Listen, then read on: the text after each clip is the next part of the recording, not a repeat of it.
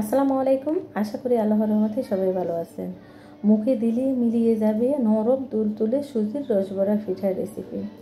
তৈরি করা খুবই সহজ আর তৈরি করতে একেবারে অল্প উপকরণ লাগে। যে কেউ একবার দেখলে খুব সহজে তৈরি করে নিতে পারবেন। একেবারে অল্প সময়ের মধ্যে এই পিঠাটি তৈরি করা যায়। তো ভিডিওটি না টেনে পুরোটা দেখবেন, তাহলে আপনারাও শিখে নিতে পারবেন। আমি চুলার মধ্যে একটা পাতিল বসিয়ে দিয়েছি, দিয়ে দিব 1 লিটার দুধ। আপনারা চাইলে এখানে তরল দুধের পরিবর্তে গুঁড়া দুধটাও পানি দিয়ে মিশিয়ে নিতে পারেন। দিয়ে দিব হাফ কাপ চিনি, মিষ্টিটা আপনারা আপনাদের স্বাদ অনুযায়ী দিতে পারেন। এখন দিয়ে দিব সামান্য একটু লবণ। তো চিনি গলে দুধের মধ্যে বলক আসা পর্যন্ত আমরা অপেক্ষা করব। দিয়ে দিব 2টি এলাচ। এই দুধটা বেশি ঘন করা যাবে না, 2-3টা বলক আসলে চুলাটা বন্ধ করে দিতে হবে। বেশি ঘন করলে পিঠার ভিতরে দুধটা প্রবেশ করবে না। তা আমি চুলা বন্ধ করে দুধ এক পাশে ঢেকে রেখে দিব।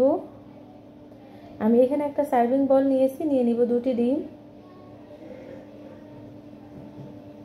আপনারা যদি পিঠা বেশি করে বানাতে চান তাহলে ডিমের পরিমাণটা বাড়িয়ে নেবেন। যেহেতু এই পিঠাতে কোনো রকম পানি দেওয়া যাবে না, তো আমি ডিম ভালো করে ফেটিয়ে নিয়েছি। এখানে আমি হাফ কাপ সুজি নিয়েছি, সুজিগুলো অল্প অল্প করে দিবে, একবারে বেশি করে সুজি দিয়ে দিব না। তো 2টি ডিমের জন্য আমার হাফ কাপ সুজি লাগবে, কারণ সুজির এই ব্যাটারটা একবারে ঘন করা যাবে না। ঘন করলে পিঠাগুলো শক্ত শক্ত হয়ে যাবে। তা আমি হাফ কাপ সুজি দিয়ে ভালো করে মিশিয়ে নিয়েছি। শেষে দিয়ে দিয়েছি একটু লবণ। যারা মিষ্টিতে লবণ খান তারা দিবেন, আর যারা খান না তারা না দিলেও হবে। তা আমার সুজির ব্যাটারটা মাখানো হয়ে গেছে। এখন আমি তেলে ভেজে নেব। তা আমি চুলার মধ্যে আগে থেকে তেল গরম বসিয়ে রেখেছি। হালকা গরম তেলে একটা গোল চামচ দিয়ে আমি সুজির ব্যাটারটা দিয়ে দিচ্ছি। আমাদেরকে অবশ্যই চুলার আঁচের দিকে খেয়াল রাখতে হবে।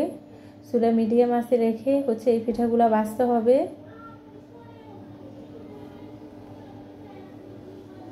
এই পিঠাগুলো নিজে থেকে ফুলে উঠবে।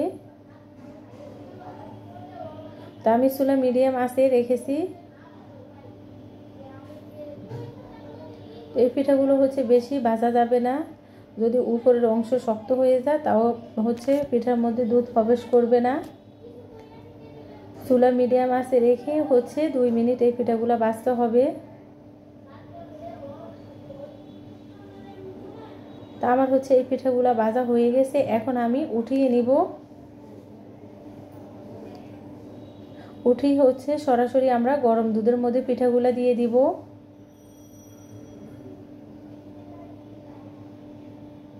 গরম দুধের মধ্যে পিঠাগুলো দিয়ে আমি ঢাকনা দিয়ে 1 ঘন্টার জন্য রেখে দিব।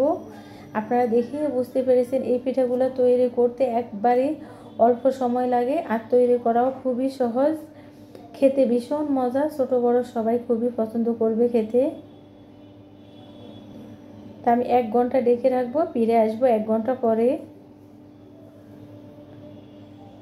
ফিরে এসেছি 1 ঘন্টা পরে। দেখেন মাশাআল্লাহ আমার পিঠাগুলো ফুলে কতখানি বড় হয়ে আছে। আমি একটা পিঠা আপনাদেরকে কেটে দেখিয়ে দিচ্ছি কতটা সফট হয়েছে এই পিঠাগুলা। আপনারা আমি যে প্রসেসে সুজির এই রসবড়া পিঠা বানিয়েছি, আপনারাও এই প্রসেসে একবার হলেও বানিয়ে খাবেন।